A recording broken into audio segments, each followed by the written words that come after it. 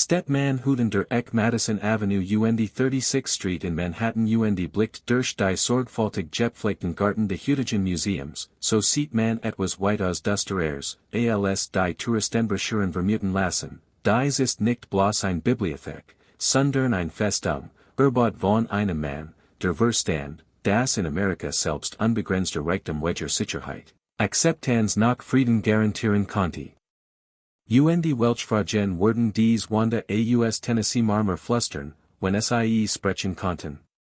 Welch Wahrheiten über Macht, Isolation UND den schrecklichen Preis, gefürcht statt Geliet zu werden durch dies Führerfessen Jobhallen, die einst nicht nur mittelalterlich Handschriften UND Gutenberg Bibeln bargen, sondern die Seal eines Manns, der 70% der amerikanischen Stalls UND 60% seiner Eisenbahnen kontrolliert, aber welcher sein Entstellungsgesicht nach den Hass, der ihm aus allen Teilen der Republik entgegenschlug, beherrschen konnte. John Pierpont Morgan, von denen, die bei seinem Namen erzitterten, einfach nur Jupiter, genannt, ward 1837 in den comfortablen Reichtum Connecticuts hineingeboren. Das Vermögen seines Großvaters sichert ihm ein unbeschwert Kindheit, sein Vater Junius hat das Londoner Bankimperium der Familie aufgebaut. Doch der Junge, der zum mächtigsten Finanzier der amerikanischen Geschichte worden sollt, war von Geburt und von einer Grausamkeit gesegnet, die kein Geld der Welt heilen konnte, ein Hautkrankheit namens Rhinophim, die sein Nas in ein grotesk, nullenformig, purpurot Maß verwandelt, die from zum starren UND Kinder zum Zagen bracht. Dieser körperlich Flutsch, Diocese Sichtbarzachen der Verletzlichkeit eines Manns, der Imperien vermitteln sollt, Word zum psychologischen Motor für alles, was folgt, jede Konsolidierung, jedes Vertrauen, jeden Stein, der in der Festung gelegt Word, die erbauen Word, sich vor den Blicken der Welt zu verbergen. Als Morgan in den 1860er Jahren Watchson Word, hat die grundlegende Lection gelernt, die sein Machtarchitektur prägen sollt, Außerlichkeiten waren alles, Kontroll bedeutet überall, UND Privatsphäre war der einzig war Luxus, den Reichtum beiden konnte. So begann systematisch nicht nur Finanzmonopol, sondern auch buchstäblich Mauern zu errichten, zunächst das Brownstonehaus in der Madison Avenue 219, das 1881 als New Yorker Wohnsitz erwarb, ein solides Verstockiges Gebäude, in das sich vor der Öffentlichkeit zurückziehen konnte. Doch selbst das reicht nicht aus, selbst das konnte die wachsende Flut seltener Bücher, illuminierter Handschriften, mittelalterlicher Artefakt und gemalt Altermeister nicht eindämmen, die zwanghaft aus Europa erwarb.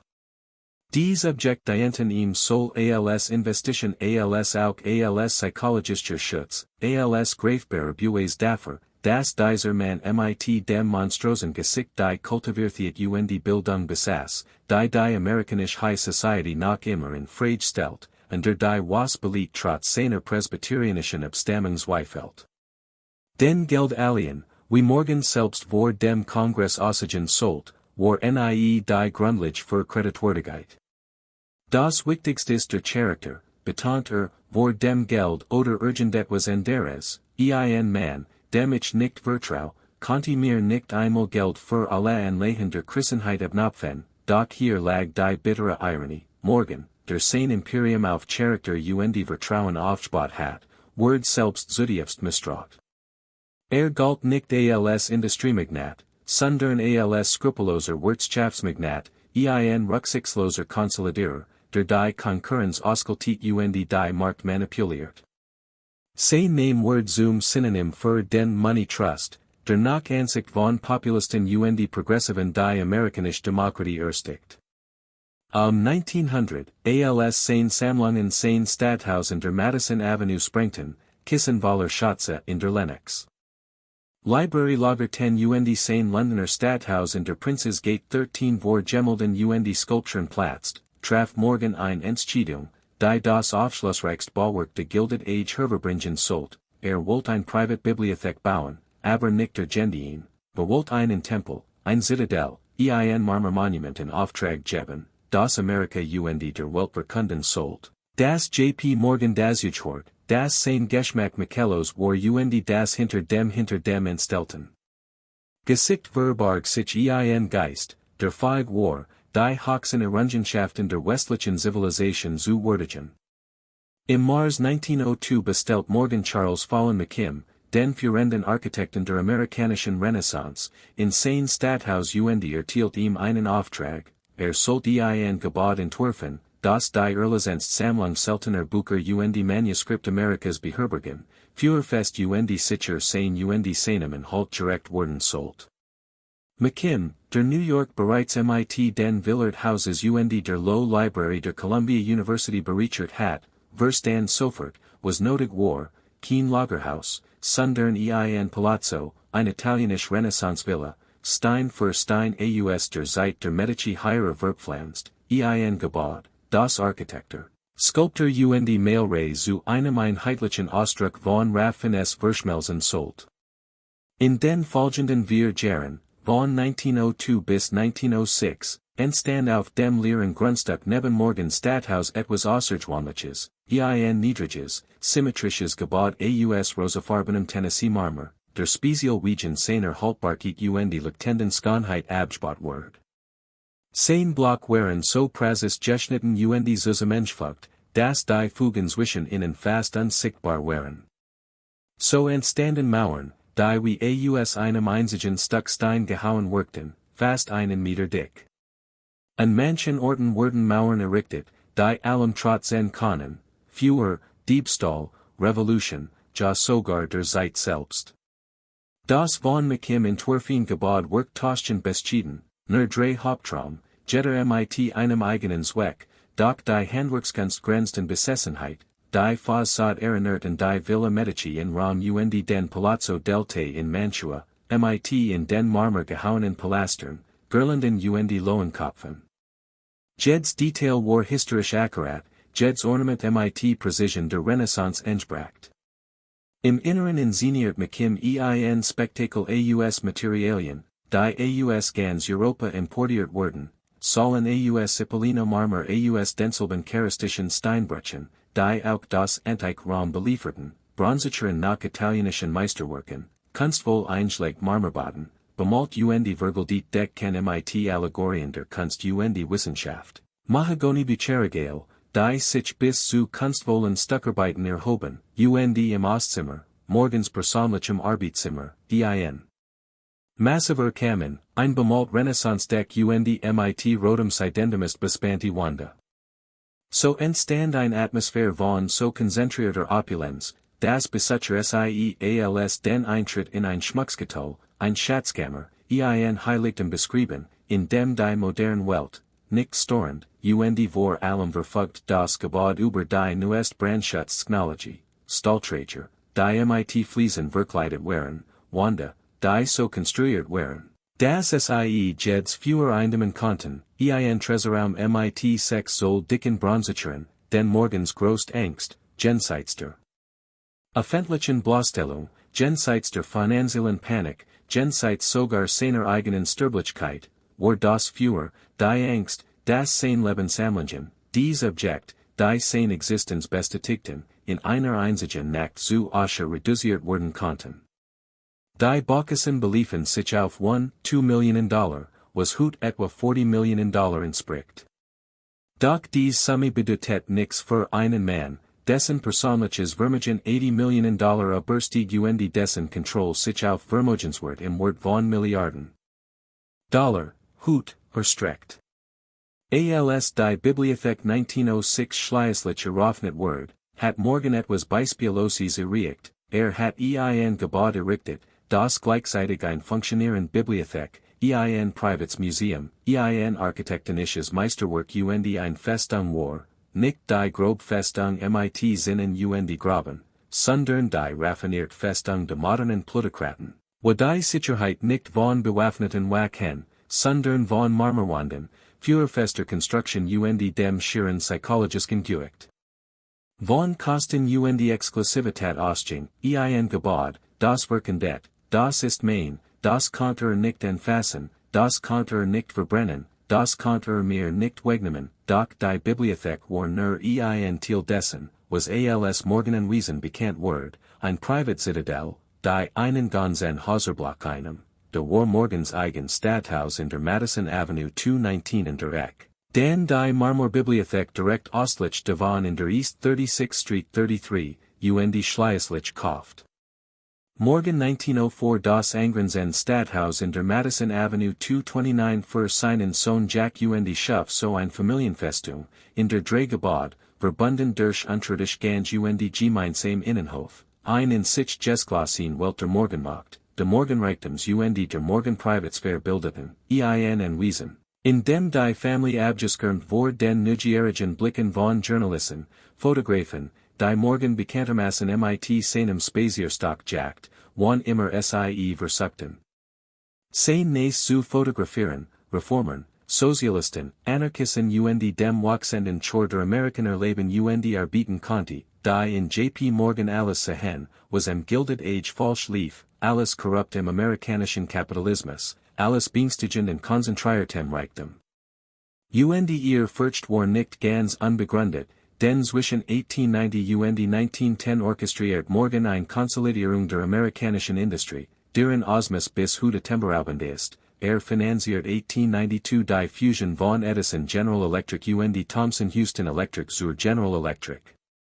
1901 gründet US Steel, den weltweit $10 Milliarden Konzern, in dem Carnegie Steel mit Federal Steel und einem halben Dutzend weiterer Unternehmen fusioniert. So kontrolliert nicht nur die Stahlproduktion, sondern auch die Eisenbahnen, die den Stahl transportierten, die Bergwerk, die inlieferten, und die Banken, die Finanzierung sicherten. ALS die Northern Securities Company gründet, die konkurrierenden Eisenbahngesellschaften Great Northern Pacific und Chicago, Burlington und Quincy Railroads unter einem Dach zu vereinen, klagte das Justizministerium unter Präsident Theodore Roosevelt gemäß dem Sherman Antitrust Act. Der Fall ging bis vor den obersten Gerichtshof, der 1904 mit 5:4 Stimmen entschied, dass die Konsolidierung illegal war. Erster großer Sieg im Kartellrecht gegen die Roboter, doch selbst in der Niederlage war morgens Macht unbestreitbar, denn 3 Jahre später, im Oktober 1907, als ein Finanzpanik das gesamtamerikanische Bankensystem zu zerstören droht, war es nicht die US-Regierung, sondern J.P. Morgan, der das Land rettet. Bestellt Wirsen Eisenbahnpräsidenten in seine Bibliothek, hielt sie dort fest, bis sie sich bereit erklärten, notleidenden Instituten Liquidität zu suffern, versprach $30 Millionen seines eigenen Gelds, überzut and ihr Bankiers, ihm gleichzuten, und arbeitet die ganz nackt in dieser Marmorfestung, waren sich draußen in der Wall Street Menschen versammelten, Banken ins Wanken gerietten und die Nation den Atem anhielt. Als die Panik schließlich nachließ, ging morgen als held und Schurk zugleich Herwehr, held, weil die Katastrophe abgewendet hat, Schurk, weil die Macht dazu gehabt hat. Denn was sagt es über die amerikanische Demokratie aus, dass Finanzsystem vom Gutdunken eines einzigen Manns abhing, dass das Überleben der Republik die Zustimmung von Jupiter morgen erfordert. Der Widerspruch nagte in Reformern und Progressiven, morgen beharrt darauf, das Kreditvergabe auf Charakter beruhe und nur Mannern Geld lehe, denen Vertrau. Doch sein eigener Charakter war rücksichtslos, sein Methoden unerbittlich, vernichtet Konkurrenten, endliches Arbiter, manipuliert Aktienkurs und konzentriert Vermögen auf ein Weiss, die selbst an ihr Plutokraten nervos macht. 1912 lud der Bankenausschuss der Repräsentantenhauses unter Vorsitz von Arsène Pujo den 75-jährigen Morgen vor, über den Money Trust, Aussusigen, die angebliche Verschwörung von Bankiers, die das amerikanische Finanzwesen kontrollierten. Waren stundenlanger, qualender Befragung durch den Anwalt Samuel Untermeyer wird morgen direkt gefragt, ob und ein kleine Gruppe von Finanziers das Kreditwesen des Landes dominierten. Mit meisterhafter Ausweichung antwortet ich kontrolliere nicht die Geldmensch, ich kontrolliere nicht das Geld, beharrt darauf, das Charakter und Vertrauen, nicht das Geld selbst, entschieden sein. Doch der Abschlussbericht der Pujo-Ausschusses war vernichtend, dokumentiert, dass morgen und sein verbündeten 341 Aufsichtsratsmandat innehatten.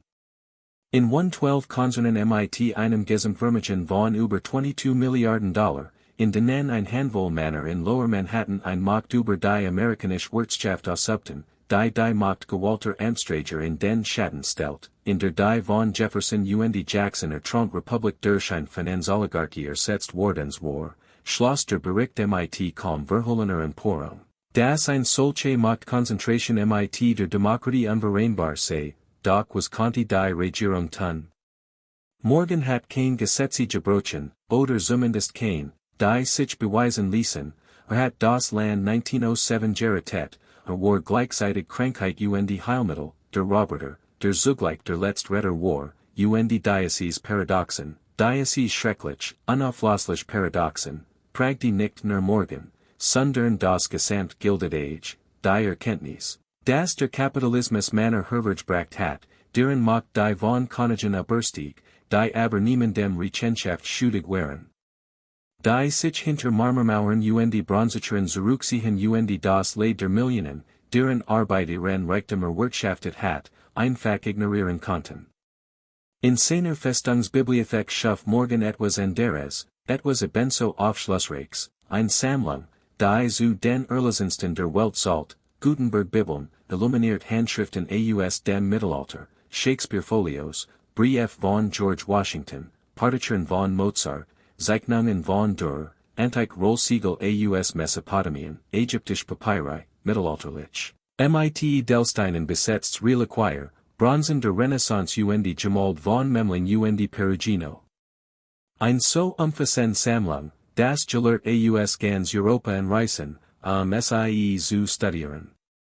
Diocese Kulturerbe-Imperium zu verwalten, stellt Morgan 1905 Belle de Costa Green eine junge Frau aus New Jersey ohne formelle Ausbildung, aber mit einem außergewöhnlichen Jesper für Bücher und Handschriften.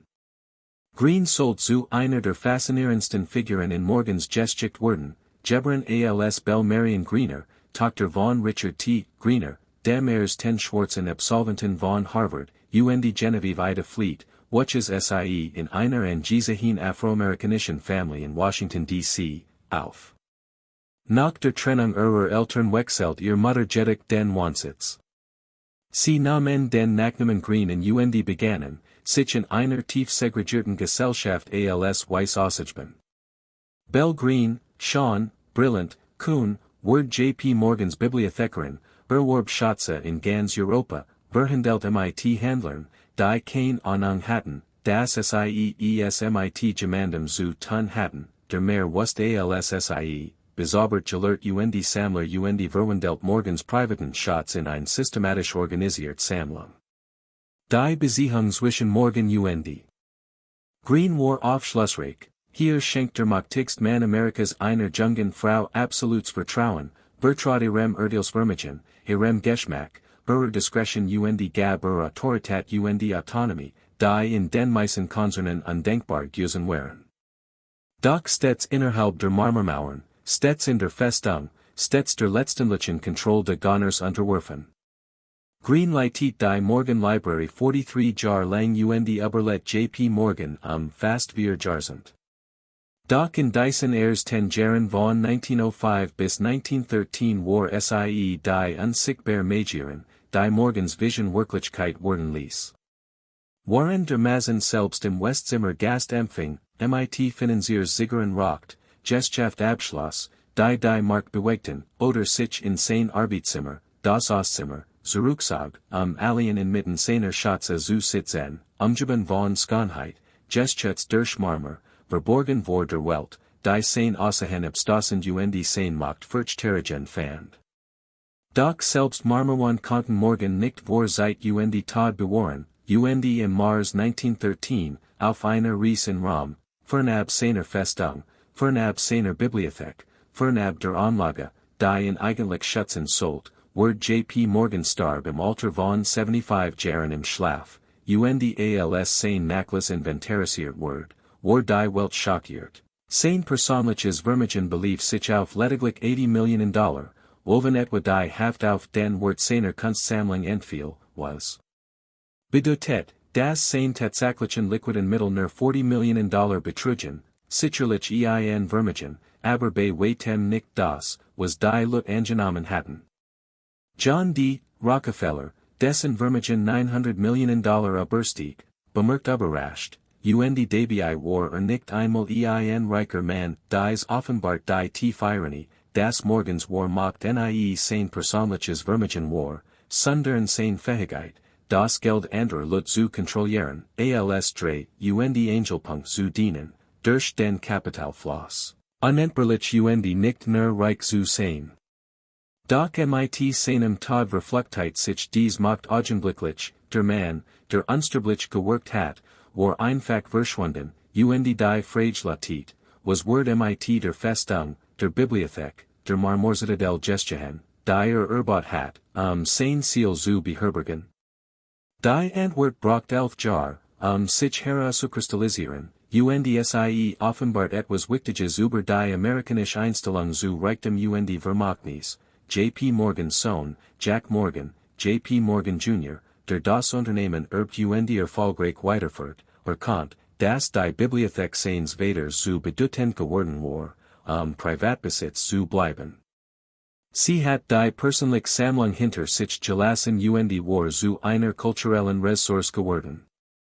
1924 übertrug Jack Morgan, gemäß dem Testament seines Vaters, das Eigentum der Bibliothek in ein Kuratorium wandelt sie so von einer privaten Festung in eine öffentliche Institution Wissenschaftler Forscher, die Souveräneur von dem Zugang zu solchen Schätzen träumen konnten, erhielten nun ihr Touren. Dies Transformation zu ermöglichen, beauftragte den Architekten Benjamin Wista Morris mit dem Entwurf eines Anbaus in der Stelle, wo Morgans eigen Stadthaus gestanden hat, Word 1928 abgerissen. Dadurch entstanden zusätzlich Ausstellungsraum, ein Lesesaal Büros für die Mitarbeiter, die Morgan Library trat in eine neue Phase aus der geheimen Schatzkammer von Jupiter Morgan Word die Pierpont Morgan Library, ein Ressource für die Nation, die dennoch weiterhin exclusive, nach wie vor selective in der Auswahl derer, die Zutritt erhielten, gab die Institution noch immer die Aura einer Festung. Belle de Costa Green blieb Direktorin für sie durch den Wandel, durch die Große Depression den Zweiten Weltkrieg. Insgesamt 43 Jahre lang behielt sie ihr einflussreiche Position, stets im Bewusstsein, einen komplexen Balanceakt zu wohlführen, als Schwarz Frau, die in einer Zeit rigider Rassentrennung als weiß galt, konnte sie sich nie ganz entspannen, nie war sich offenbaren. Ihr Gesamtexistenz war eine Art Festung, ein sorgsam konstruierte Identität, die sie vor einer Gesellschaft schützen sollte, die sie ausgeschlossen hat, wenn sie ihr Herkunft gekannt hat. Dies Parallel, zwischen Morgans physischer green psychischer Festung, war kein Zufall. Beide verstanden, das Überleben in Amerika oft verstecken erfordert, das macht Verletzlichkeiten miteinander verbunden waren das der Preis für Akzeptanz ständig Wachsamkeit, ständig Leistung, der ständig Erhalt von Mauern, im wörtlichen wie im übertragenen Sinn, war. Die Bibliothek entwickelt sich im Lauf der 20. Jahrhundert stetig weiter Renovierungen, mehr nur verbunden, die Hinzufügung von Jack Morgans Stadthaus nach seinem Tod schließlich, im Jahr 2006, ein großer Weiterung nach den Planen von Renzo Piano, die einen imposanten Pavillon aus Stahl Glas hinzufügt. Der das ursprünglich mit Kingebot mit den anderen Gebäuden verbund so einen einheitlichen Campus schuf. Gleichzeitig wird explicit gemacht, was immer schon impliziert gewesen war, dies war kein Festung mehr, die Mauern waren geöffnet, die Zitadelle war demokratisiert wordens, jeder mit einer Museumskarte konnte nun durch Raum gehen, die einst Morgan seinen sorgfältig ausgewählten Gassen vorbehalten waren. Die Transformation fühlt sich abgeschlossen, als die Institution in Morgan Library and Museum umbenannt wird damit soll ihr Bibliotheksfunktion als auch ihr Rolle als Museum für Decorative Kunst, Handschriften Kulturgeschichte anerkannte. Doch hier ist die unbequeme Wahrheit, die Führer im Morgan selten erwarten die eleganten Informationstafeln gern verschweigen, die Schönheit, die sie bewundern, die Architektur der italienischen Renaissance, der Tennessee Marmor, die Bronzechern, die bemalten Deckkan, die lettergebundenen Raritäten Hinterglas, all das Wort auf einem Fundament aus rücksichtsloser Konzentration. Ausbeutung von Arbeitern, manipulierten Markten und konzentrierter Macht errichtet, die amerikanisch Demokratie grundlegend verzerrt. Waren Bell de Costa Green die Sammlung mit exquisitem Geschmack zusammenstellt, schafften Arbeiter in den von Morgen kontrollierten Stahlwerken 12 Stunden im Tag, 7 Tage die Woche, für Lohn, die Konsum überall ihrer Familien reichten. Und waren Charles McKim den perfekten Cipollino Marmor für die Säulen der Bibliothek Oswald, wurden ganz Gemeinden in Amerika durch Morgens Eisenbahnkonzern, die den lokalen Wettbewerb ausgestalteten und die Preis erhoten, bewusstet. Und waren J.P. Morgan in seinem Arbeitszimmer im East Room, umgeben von unbezahlbaren Manuskripten, saß und über die Errungenschaften der italienischen Renaissance nachdacht, fühlten sich amerikanisch Stadt mit einwandern, die in Maitskasernen und Heizung und Fließens Wasser letten und in der Industrie schafften. Fabriken und Sicherheitsvorschriften, Todesfall bei Arbeitsunfällen, die ihren Familien kein Entschädigung, ihren Witwen kein Renten und den Robotern kein Verbechung einbrachten, denn genau das schützt die Festung in Wirklichkeit, nicht nur morgens entstellts Gesicht oder sein kostbaren Manuskript, sondern das Gesamtsystem, das solch obszönen Reichtum hervorbracht. Die Festungsmauern waren ebenso ideologisch wie physisch, sie trennten die Welt der Plutokraten von der Welt aller anderen und schufen einen Raum, in dem Schönheit und Kultiviertheit in vollkommener Isolation von dem Leid existieren konnten, das sie erst ermöglicht. Und morgen selbst skien dies auf einer gewissen Ebene zu verstehen. Die Schall benötigt überhaupt erst dies Festung, 3 Fuß dick Mauern und 15 cm dick Bronzechern. Denn wusst, bewusst oder unbewusst, das in sein Macht angreifbar macht, das Jeds von ihm. Gegründet Trust, Jeder von ihm vernichtet Konkurrent, Jeder von ihm gekurst Arbeiter, die Gewinnmargen zu verbessern, ein potenzieller Feind war. Und die Paranoia war Berechtheit, es gab Anarchisten in Amerika 1900, Sozialisten, die zur Revolution aufriefen, Gewerkschaften, die Anerkennung forderten, Reformer, die sein Gesellschaftspraktiken untersuchten. Die Bedrohung war so real, dass 1920, 7 Jahre nach Morgans Tod, ein Baum in der Wall Street, direkt gegenüber dem Gebäude von J.P. Morgan & Company in der Wall Street 23, explodiert. 38 Menschen starben, 100 wurden verletzt. Obwohl der Attentator nie gefasst wurde, verstand jeder die Botschaft, die Festung konnte angegriffen werden, die Zitadelle war nicht unverwundbar, Gewalt konnte selbst die Mächtigen des Kapitals erreichen. Und die Einschusslöcher der Explosion zogen nach Hut von der Fassade. Das Gebäude in der Wall Street 23 ist ein standige Mahnung, das Marmorwand und die Bronzechern eines war für und die Ben schätzen können, aber nicht vor der Geschichte, nicht vor den Konsequenzen der Art und Weise, wie man seinen Reichtum eingehofft hat, nicht vor der Abrechnung, die irgendwann alle auf Ausbeutung aufgebauten Imperien treffen wird. Die Morgan Library ist heute ein Billett New Yorker Institution, die Ausstellungen seltener Manuskript beherbergt, Konzert in ihrem eleganten Innenhof veranstaltet und die Forscher aus aller Welt empfängt. Der Besuch ist ein wahrhaft erhabenes Erlebnis, man betritt durch Pianos Glaspavillen McKims ursprüngliches Gebäude, und die Handwerkskunst versetzt einen in ein andere Welt, die bemalt Deck der eigentlichen Bibliothek, die Raumhohen Bücherregal mit ihren drei Reihen von Banden, die versteckten Touren im Holzwerk, das Gefühl, einen Renaissance-Palazzo betreten zu haben. Touristen machen Fotos, kaufen Postkarten und gehen mit dem Gefühl, etwas Kostbares, etwas Erhaltenswertes erlebt zu haben. Und damit haben sie nicht unrecht, das Gebäude ist kostbar, die Sammlung ist außergewöhnlich. Doch was in der sorgfältig kuratierten Interpretation fällt, was in der Bewunderung für McKims architektonisches Genie, Greens kuratorisch Brillens und Morgans feinsinnigen Geschmack verloren ist die Empfasender, Dusterer, Ehrlicher Geschichte, dass dies Festung von einem Mann erbaut wird, der 70% der amerikanischen Stahlindustrie kontrolliert. 60% der amerikanischen Eisenbahnen, die persönlich wichtige Unternehmensentscheidungen, die Millionen von Menschenleben betreffen, genehmigten oder ablehnten, die 1907 im Alleingang das Bankensystem retteten, while die Regierung dazu zu schwach war, die sich hinter dies Marmermauern zurückziehen, nicht nur ihr Privatsphäre zu wahren, sondern weil sie wissen, dass sie gehasst wurden, das zu Recht, denn Reichtum ihr Macht verkorporten alles, was falsch war am unregulierten Kapitalismus, und der vom Geld korrumpierten Demokratie, an einem Gesellschaftssystem, das Rücksichtslosigkeit Konzentration belangt, während Arbeit Solidarität bestraft. Bell de Costa Greens Geschichte folgt der Sach ein weitere Beam der Komplexität hinzu, ein weiter Festung in der Festung.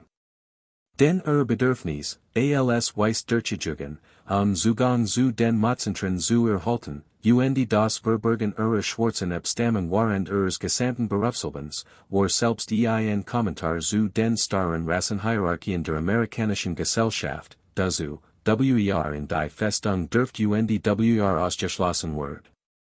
Obwohl sie bemerkenswerten Erfolg erzielt betrachtlichen Einfluss ausübt, gelang dies nur, indem sie einen fundamentalen Teil Identität verbarg, indem sie eine aufwendige Inszenierung von Weissein aufbaut, die sie bis zu ihrem Tod 1950 aufrechterhält.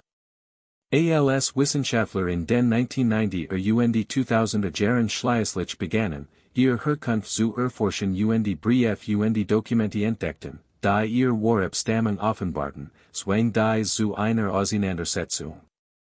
Können wir Greens Leistungen würdigen gleichzeitig den enormen Druck anerkennen, der verbergen notwendig macht?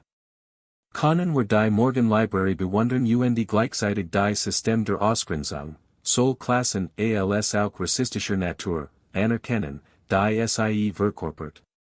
Das moderne Morgenmuseum hat versucht, sich mit diesen Fragen auseinanderzusetzen, indem es Ausstellungen über Green veranstaltet, die ihr Gesamtbiografie würdigten, Programm anbot, die Arbeit das handwerklich können hinter dem Gebäude untersuchten eine kritische Interpretation der Gesellschaftspraktiken von J.P. Morgan lieferten.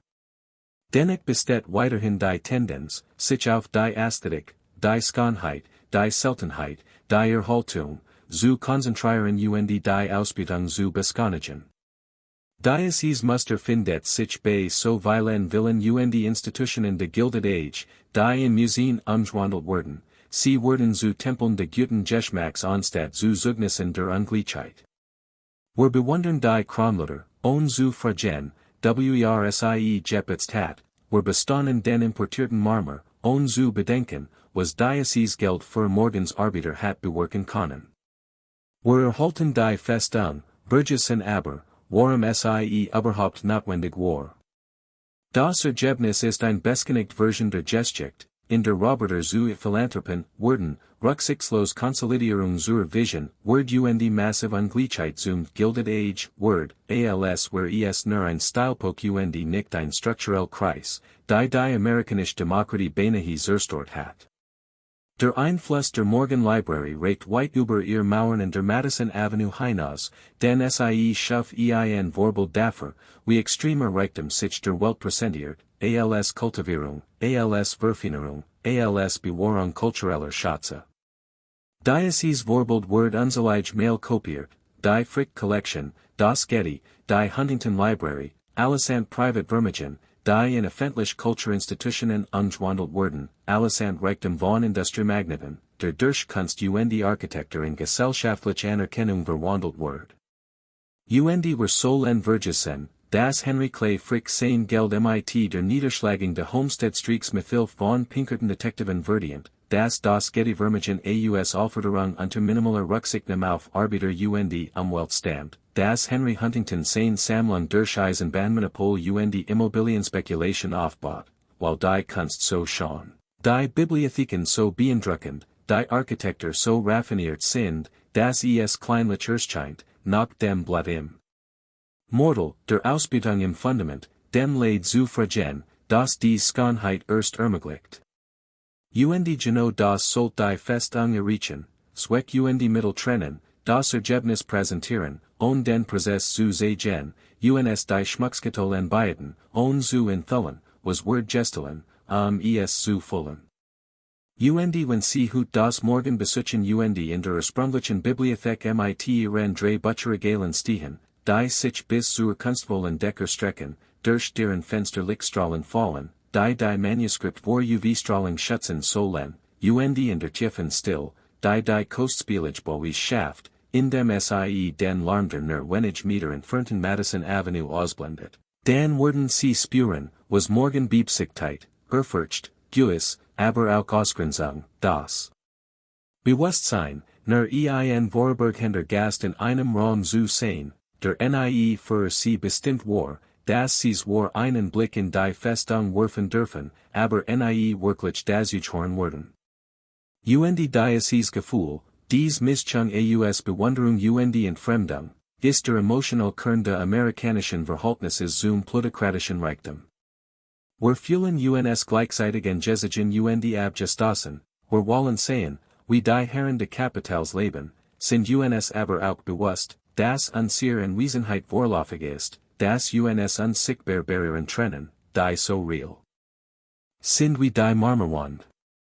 Und das Morgen verkörpert dies Ambivalenz, es ist eine öffentliche Institution, die sich dennoch privat anfühlt, ein Museum, das sich noch wie ein Privathaus anfühlt, ein Festung, die Morgenlibrary hat zwar ihr Pforten geöffnet, aber ihren wesentlichen Festungscharakter bewahrt, denn man kann ein Zitadell nicht einfach funktionieren, man kann nicht auslöschen, wofür ein Gebäude ursprünglich entworfen wurde. Und die Morgenlibrary sollt schützen, verbargen, abgrenzen, isolieren, einen Raum schaffen, in dem J.P. Morgan frei von der Beteiligung seines Außenhans und seiner Taten existieren konnte, in dem Schönheit isoliert von den hässlichen Realitäten ihrer Errungenschaften bestehen konnte, in dem Macht sich in Kultur hüllen und sich Zivilisation nennen konnte. Und dies Function hat sich im Grand nicht verändert, auch nicht, seit das Gebäude der Öffentlichkeit zugänglich ist, denn uns wird immer noch ein curatiert Version von Reichtum präsentiert, uns wird immer noch die Ästhetik vor Augen geführt, waren die wirtschaftlichen Hintergrund verschleiert bleiben, wir werden immer noch einschlagen, die Festung zu bewundern, und zu fragen, warum sie überhaupt gebaut werden muss.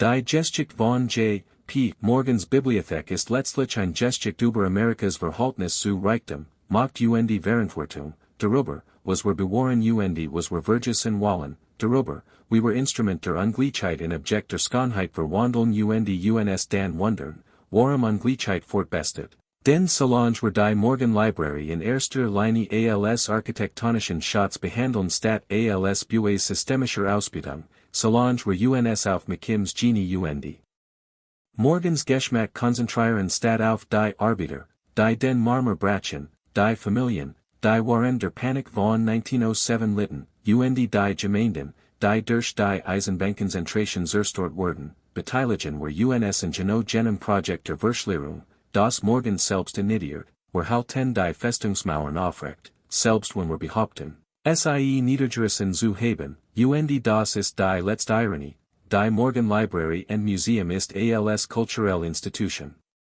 außerordentlich erfolgreich geworden, Geliet von Wissenschaftlern und Touristen, gefeiert für ihr Programm und ihr konservatorische Arbeit, in Filmen und im Fernsehen als visuelles Synonym für Old Money Eleganz, gesiegt, doch gerade dieser Erfolg, dies Verwandlung von privater Festung zu öffentlichem Schatz, hat es schwieriger gemacht, klar zu sehen, wofür sie steht, schwieriger, die kritisch Distanz zu wahren, unbequem Fragen über Reichtum und Macht und Demokratie zu stellen, denn wr. Macht die schon der Spielverderber sein, der darauf hinweist, dass die schon Renaissance-Bibliothek von einem Mann gebaut wird, der mehr Reichtum kontrolliert als ganz Nationen, der Markt manipuliert und konkurrenten Zerschlagung und mit einer solchen Arroganz vor dem Kongress aussagt, dass es zur Schaffung des Federal Reserve Systems beitrug, der in Rom im Kreis von Kunsthandlern starb statt bei seiner Familie, dessen Letzthandlung der Kauf weiterer Kostbarkeiten war, der die Festung nicht Mehr aufzubauen aufhören konnte, selbst als wusst, das Sturben Word, der auf irgendeiner Tiefen Bein verstand, das die Mauern niemals dick genig, die Bronzecheren niemals sicher genig, der Marmer niemals dauerhaft genig sein werden, while die Zeit jeds Imperium erreicht, die Sterblichkeit jeden Kaiser einholt. Und alle Gutenberg Bibeln in allen Führersicheren Tresoramen in allen italienischen Renaissance-Palazzi Manhattans nicht die Grundlagen Wahrheit ändern können, das Reichtum. Kein Liebe kaufen kann, kein Akzeptanz, keinen Frieden, nicht einmal ein Gesicht, das Kinder nicht anstaren, und so baut J.P. Morgan seine Festung und fühlt sie mit den schönsten Objekten der europäischen Zivilisation, und saß alien in seinem Arbeitszimmer, waren draußen vor den Mauern seines. Anwesens das 20.